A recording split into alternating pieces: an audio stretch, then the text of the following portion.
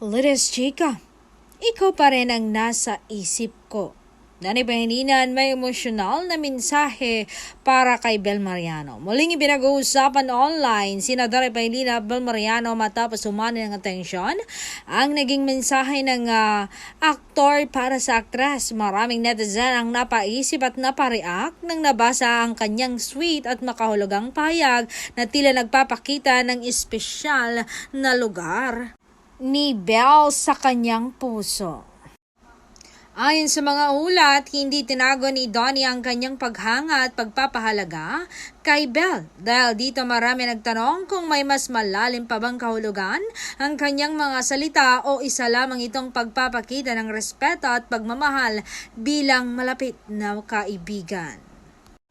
Sa social media, mabilis na naging usap-usapan ng naturang pahayag. May mga netizens na kinilig at nagsabing bihira na sa panahon ngayon ang taong marunong magpahalaga at magbigay ng taos-pusong mensahe. Ang iba naman ay napasana all dahil sa sweetness at sincerity na ipinakita.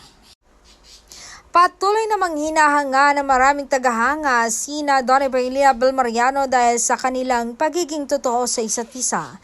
At sa magandang samahang ipinapakita nila sa publiko, para sa ilan, isa itong patunay ng tunay na pagmamahal at paggalang ay hindi nasusukat ng panahon.